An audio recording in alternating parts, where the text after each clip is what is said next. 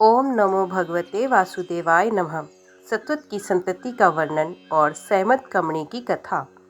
श्री प्राशुर जी बोले, सत्वत के भजन भजमान, दिव्य, अंधक, देवाव्रत, महाभोज और वृषणी नामक पुत्र हुए।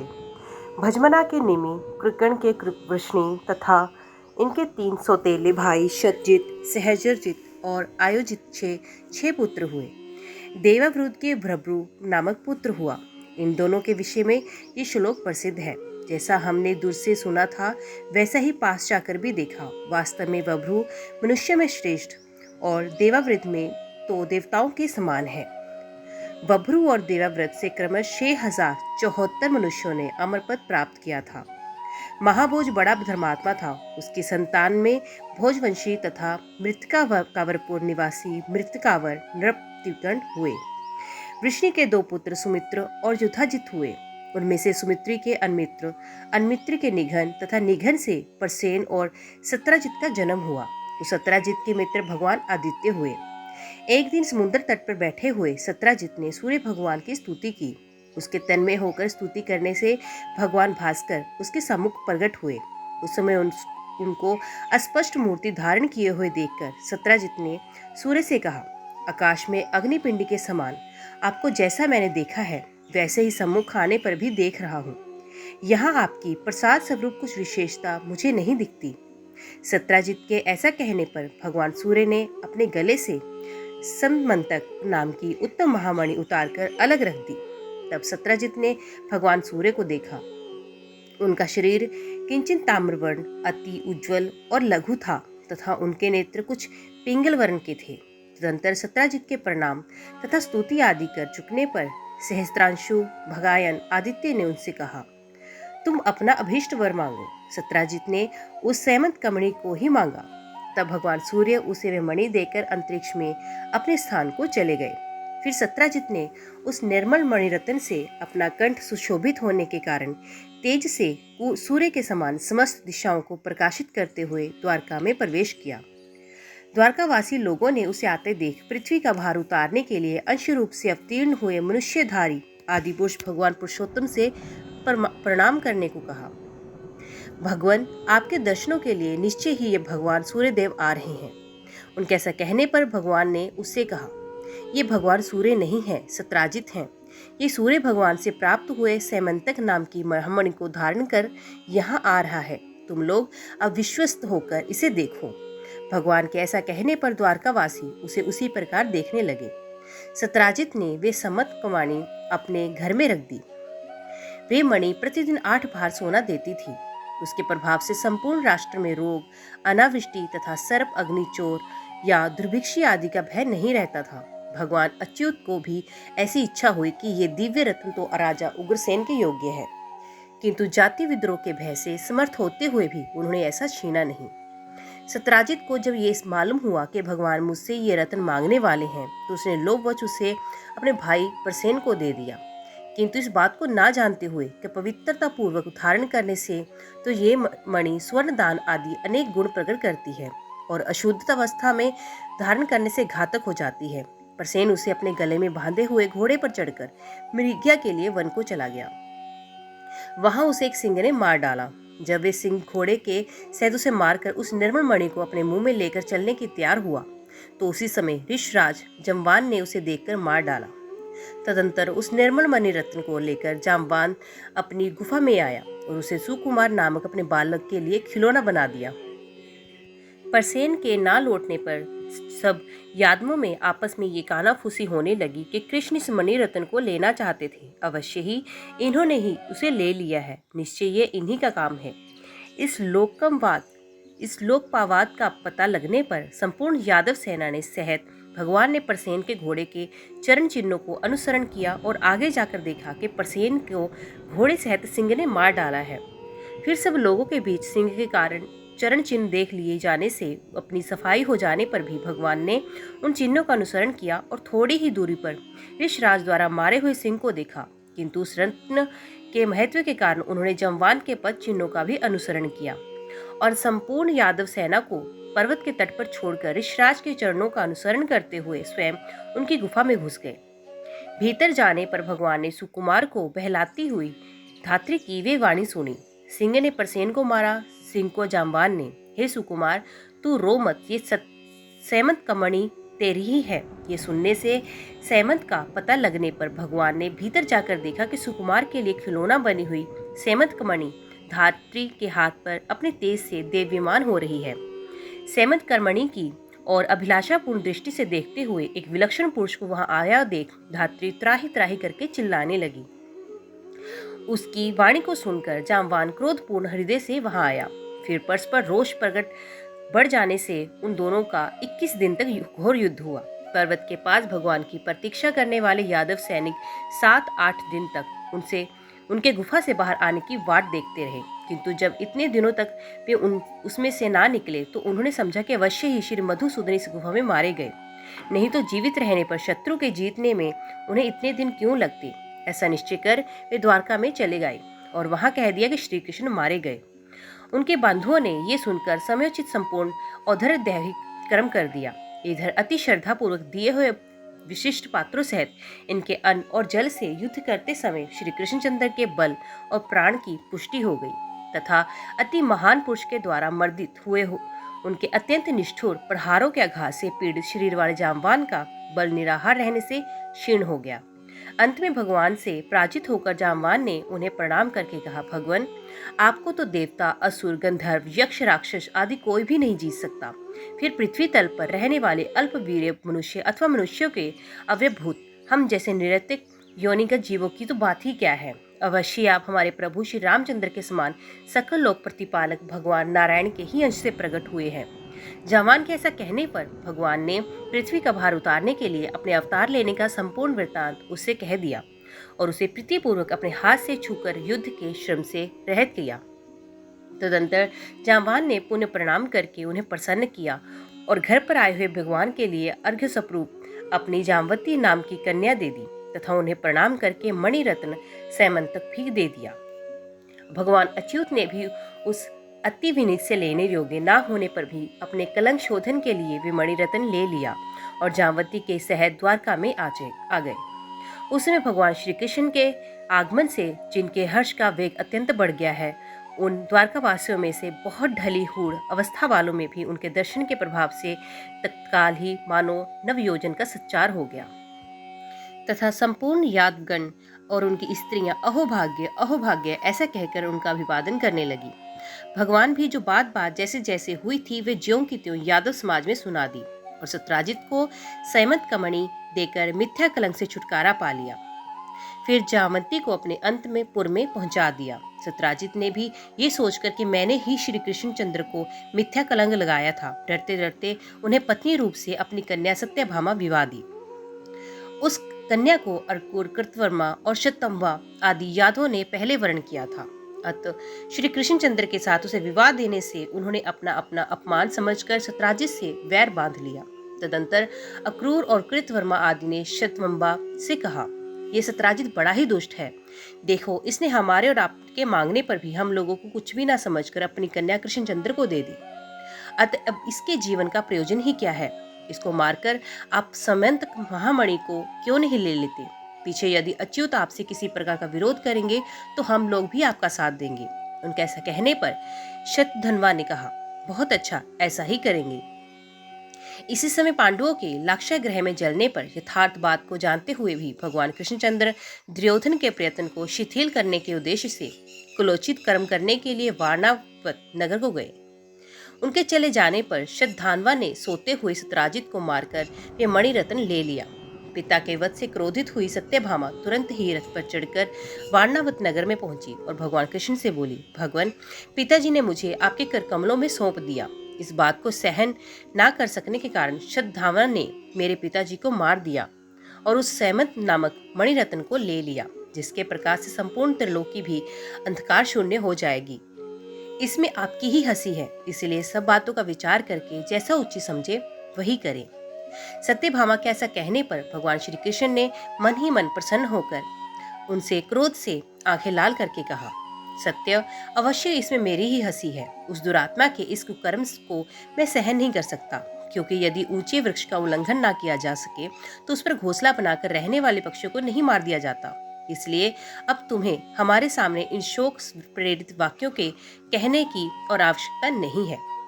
सत्यभामा से इस प्रकार कह भगवान वासुदेव ने द्वारका में आकर श्री बलदेव से एकांत में कहा, वन में आखेट के लिए गए हुए प्रसेन को तो सिंह ने मार दिया था, अब शतधन्वा ने सत्राजित को भी मार दिया। इस प्रकार उन दोनों के मारे जाने पर मणिरत्न सैमंत कंवर हम दोनों का समान अधिकार है। इसलिए उठिए और रथ पर चढ़कर शतधन्वा के मारने की प्रयत्न कीजिए। कृष्णचंद्र के ऐसा कहने पर बलदेव जी ने भी बहुत अच्छा कहकर उसे स्वीकार कर लिया। कृष्ण और बलदेव जी उदित जान शतधन्वा के कृतवर्मा के पास जाकर सहायता के लिए प्रार्थना की। तब कृतवर्मा ने इससे कहा, मैं बलदेव और वासुदेव में से विरोध करने में समर्थ नहीं हूँ। उसके ऐसा कहने पर शतधन्वा ने अक्रूर से सहायता मांगी तो अक्रूर ने भी कहा, जो अपने पाद प्रहार से त्रिलोकी की कंपायमान कर देते हैं, देव शत्रु असुरगण की स्त्रियों के वैध्यवान देते तथा अति प्रबल शत्रु सेना से भी जिनका चक्र अपहृत रहता है, उन चक्रधानी भगवान वासुदेव से तथा जो अपने मदोमंत नयनोखी चितवन से सबका दमन करने वाले और भयंकर शत्रु समूह हाथियों को खींच लेने के लिए अखंड महिमाशाली प्रचंड हल धारण करने वाले हैं, उन श्री हलधर से युद्ध करने में तो निखिल लोक वंदनीय देवगण में भी कोई समर्थ नहीं है, फिर मेरी तो बात ही क्या है, इसलिए तुम दूसरों की शरण लो। अक्रूर के ऐसा कहने पर शतधन्वा ने कहा, अच्छा, यदि मेरी रक्षा करने में अपने को सर्वथा असमर्थ समझते हो तो मैं आपको ये मणि देता हूँ, इसे लेकर इसकी रक्षा कीजिए। इस पर अक्रूर ने कहा, मैं इसे तभी ले सकता हूँ जबकि अंतकाल उपस्थित होने पर भी तुम किसी से भी ये बात ना कहो। शतधन्वा ने कहा, ऐसा ही होगा। इस पर अक्रूर ने वे मणिरत्न अपने पास रख लिया। तदंतर शतधन्वा 100 योजनों तक जाने वाली एक अत्यंत वेगवती घोड़ी पर चढ़ गया और शैव्य, सुग्रीव, मेघपुष्प तथा बलहाक नामक 4 घोड़ों वाले रथ पर चढ़कर बलदेव और वासुदेव ने भी उसका पीछा किया। 100 जन मार्ग पर जाने के कारण पुनः आगे ले जाने से उस घोड़ी ने मिथिला देश के वन में प्राण छोड़ दिए। तब शतधन्वा उसे छोड़कर पैदल ही चला गया। उस समय श्री कृष्णचंद्र ने बलभद्र जी से कहा, आप अभी रथ में ही रहिए, मैं इसे पैदल दौड़ते हुए दुराचारी को पैदल जाकर ही मार डालता हूँ। यहाँ दोषों को देखने से घोड़े भयभीत हो रहे हैं, इसलिए आप इन्हें और आगे ना बढ़ाइए। तब बलदेव जी ने कहा, अच्छा, ऐसा कहकर रथ में बैठे रहे। श्री कृष्णचंद्र ने केवल 2 ही कोस तक पीछा कर अपना चक्र फेंक दूर होने पर भी शतधन्वा का सर काट डाला, किंतु उसके शरीर और वस्त्र आदि में बहुत कुछ ढूंढने पर भी जब सैमंत कमणि का कोई ना पाया तो बलभद्र के पास जाकर उनसे कहा, हमने शतधन्वा को व्यर्थ ही मारा, क्योंकि उसके पास संपूर्ण संसार की सारभूत सैमंत कमणि तो मिली ही नहीं। ये सुनकर बलदेव जी ने क्रोधपूर्वक भगवान वासुदेव से कहा, तुमको धिक्कार है, तुम बड़े ही अर्थलोलुप हो। भाई होने के कारण ही मैं तुम्हें क्षमा किए देता हूँ, तुम्हारा मार्ग खुला हुआ है, तुम खुशी से जा सकते हो। अब मुझे तो द्वारका से, तुमसे अथवा सब सगे संबंधियों से कोई काम नहीं, बस मेरे आगे इन थोथी शब्दों का कोई प्रयोजन नहीं। इस प्रकार इनकी बात को काटकर बहुत कुछ मनाने पर भी वे ना रुके और विजयनगर को चले गए। विजयनगर में पहुंचने पर राजा जनक उन्हें अर्घ देकर अपने घर ले आए और वहीं रहने लगे। इधर भगवान वासुदेव द्वारका में चले गए। जितने दिनों तक बलदेव जी राजा जनक के यहाँ रहे, उतने दिन धृतराष्ट्र का पुत्र दुर्योधन उनसे गदायुक्त सीता रहा। अनंतर बभ्रू और उग्रसेन आदि यादवों ने, जिन्हें ये ठीक मालूम था कि कृष्ण ने सैमंत कमणि नहीं ली है, विजयनगर में जाकर शब्दपूर्वक विश्वास दिलाने पर बलदेव जी 3 वर्ष पश्चात द्वारका में चले आए। अक्रूर जी भी प्रायण रहते हुए उस मणिरत्न से प्राप्त सुवर्ण के द्वारा निरंतर यज्ञ अनुष्ठान करने लगे। यज्ञ दीक्षित क्षत्रिय और वैश्यों के मारने से ब्रह्म हत्या होती है, इसलिए अक्रूर जी सदा यज्ञ दीक्षा रूप कवच धारण ही किए रहते थे। उस मणि के प्रभाव से 62 वर्ष तक द्वारका में रोग, दुर्भक्षी, महामारी या मृत्यु आदि नहीं हुई। फिर अक्रूर पक्षीय भोजवश्यों द्वारा सात्वत के प्रपौत्र शत्रुघ्न के मारे जाने पर भोजों के साथ अक्रूर भी द्वारका को छोड़कर चले गए। उनके जाते ही उसी दिन से द्वारका में रोग, दुर्भक्ष, सर्प, अनावृष्टि आदि मरी आदि उपद्रव होने लगे। तब गरुड़ध्वज भगवान कृष्ण, बलभद्र और उग्रसेन आदि यदुवंशियों के साथ मिलकर सलाह करने लगे। इसका क्या कारण है जो एक साथ ही इतने उपद्रवों का आगमन हुआ, इस पर विचार करना चाहिए। उनके ऐसा कहने पर अंधक नामक एक वृद्ध यादव ने कहा, अक्रूर के पिता जहाँ जहाँ रहते थे वहाँ वहाँ दुर्भक्षी, महामारी, अनावृष्टि आदि उपद्रव कभी नहीं होते थे। एक बार काशी राज के देश में अनावृष्टि हुई थी। तब ईश्वर को वहां ले जाते ही तत्काल वर्षा होने लगी। उस समय काशीराज की रानी के गर्भ से एक कन्या रतन थी। वे कन्या प्रसूति काल के समाप्त होने पर भी गर्भ से बाहर ना आई। इस प्रकार उस गर्भ को प्रसव हुए बिना 12 वर्ष व्यतीत हो गए। तब काशीराज ने अपनी उस गर्भस्त्री पुत्री से कहा, बेटी तू उत्पन्न क्यों नहीं होती, बाहर आ, मैं तेरा मुख देखना चाहता हूँ। अपनी उस माता को तू इतने दिनों से कष्ट दे रही है। राजा के ऐसा कहने पर उसने गर्भ में रहते हुए कहा, पिताजी यदि आप प्रतिदिन एक गो ब्राह्मण को दान देंगे तो अगले 3 वर्षों बीते जाने पर मैं अवश्य गर्भ से बाहर आऊंगी। इस बात को सुनकर राजा प्रतिदिन ब्राह्मण के गो देने लगा। तब उतने समय बीतने पर वे उत्पन्न हुई। पिता ने उसका नाम गंदेनी रखा और उसे अपने उपकार का शरफल को घर आने पर अघर स्वरूप दे दिया। उसी से शरफलक के द्वारा इन अक्रूर जी का जन्म हुआ। इनके ऐसी गुणवान माता पिता से उत्पत्ति है तो फिर उनके चले जाने से यहाँ दुर्भक्षी और महामारी आदि उपद्रव क्यों न होंगे। अतः उनको यहाँ ले आना चाहिए। अति गुणवान के अपराध की अधिक जांच पड़ताल करना ठीक नहीं है। यादव वृद्ध अंधक के ऐसा कहन वचन सुनकर कृष्ण, उग्रसेन और बलभद्र आदि यादव ईश्वर फुल पुत्र अक्रूर के अपराध को भुलाकर उन्हें अभयदान देकर अपने नगर में ले आए। उनके वहां आते ही सैमंत कमणि के प्रभाव से अनावृष्टि, महामारी, दुर्भक्षी और सर्प भय आदि सभी उपद्रव शांत हो गए। श्री कृष्णचंद्र ने विचार किया, अक्रूर का जन्म गांधनी से श्रीफलक के द्वारा हुआ, ये तो बहुत सामान्य कारण है, किंतु अनावृष्टि, दुर्भक्षी, महामारी आदि उपद्रवों का शांत कर देने वाला इसका प्रभाव तो अति महान है। अवश्य इसके पास वे सैमंत नामक महामणि है, उसी का ऐसा प्रभाव सुना जाता है। इसे भी हम देखते हैं कि एक यज्ञ के पीछे दूसरा और दूसरे के पीछे तीसरा इस प्रकार निरंतर अखंड यज्ञ अनुष्ठान करता रहता है और इसके पास यज्ञ के साधन भी बहुत कम है। इसलिए इसमें संदेह नहीं कि इसके पास सैमंत कमणि अवश्य है। ऐसा निश्चय कर किसी और प्रयोजन के उद्देश्य से उन्होंने संपूर्ण यादवों को अपने महल में एकत्रित किया। समस्त यदुवंशियों के वहां आकर बैठ जाने के बाद प्रथम प्रयोजन बताकर उसका उपसंहार होने पर संगंतर से अक्रूर के साथ परिहास करते हुए भगवान श्री कृष्ण ने उनसे कहा, हे दानपते, जिस प्रकार शंधनवा ने तुम्हें संपूर्ण संसार की सारभूतु वह सैमंत नामक की महामणि सौंपी थी, वे हमें सब मालूम है। वे संपूर्ण राष्ट्र का उपकार करती हुई तुम्हारे पास है तो रहे, उसके प्रभाव का फल तो हम सभी को भोगते हैं। किंतु ये बलभद्र जी हमारे ऊपर संदेह करते थे, इसलिए हमारी प्रसन्नता के लिए आप एक बार उसे दिखला दीजिए। भगवान वासुदेव के ऐसा कहने पर चुप हो जाने पर रतन साथ ही लिए रहने के कारण अक्रूर जी सोचने लगे, अब मुझे क्या करना चाहिए। यदि और किसी को प्रकार कहता तो हूँ तो केवल इस वस्त्रों के ओट में टटोलने पर भी उसे देख ही लेंगे और इनसे अत्यंत विरोध करने में हमारा कुशल नहीं है। ऐसा सोचकर निखिल संसार के कारण स्वरूप श्री नारायण से अक्रूर जी बोले, भगवान शंधनवा ने मुझे वह मणि सौंप दी थी। उसके मर जाने पर मैंने ये सोचते हुए कि बड़ी ही कठिनता से इसे इतने दिन अपने पास रखा है कि भगवान आज कल या परसों इसे मांगेंगे। इसकी चौकसी के क्लेश से संपूर्ण भोगों से अनासक्ति चित्त होने के कारण मुझे सुख का लेश मात्र भी नहीं मिला। भगवान ये विचार करते ही कि संपूर्ण राष्ट्र के उपकार इतने से भार को भी नहीं उठा सकता, इसलिए स्वयं मैंने आपसे कहा नहीं। अब लीजिए, आपकी वे सैमंत कमणि ये रही, आपकी जिसे इच्छा हो उसे दे दीजिए। तब अक्रूर जी ने अपनी कटी वस्त्र में छिपाई हुई एक छोटी सी सोने की पिटारी में से सितवे सैमंत कमणि प्रकट की और उस पिटारी से निकालकर यादव समाज में रख दी। उसके रखते ही वे संपूर्ण स्थान उसकी तीव्र कांति से दिव्यमान हो गया। तब अक्रूर जी ने कहा, मुझे ये मणि शंधनवा ने दी थी, ये जिसकी है वो ले लो। उसको देखने पर भी यादवों का पूर्वक साधु साधु ये वचन सुनकर सुना गया।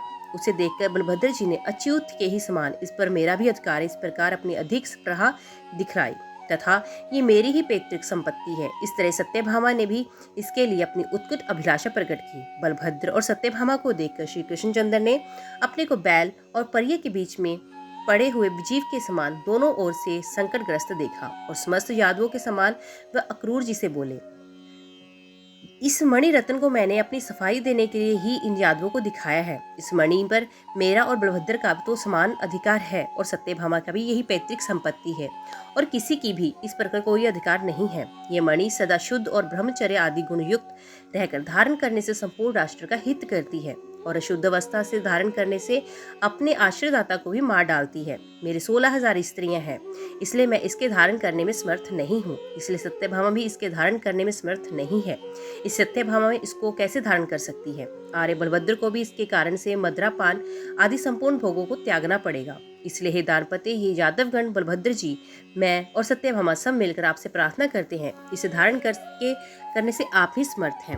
आपके धारण करने से इसे संपूर्ण राष्ट्र का हित करेगी। इसे संपूर्ण राष्ट्र के मंगल के लिए आप ही इसे पूर्वत धारण कीजिए। इस विषय में आप और कुछ भी ना कहें। भगवान ने ऐसा कहने पर दानपति अक्रूर जी ने जो आज्ञा वह महारथन ले लिया।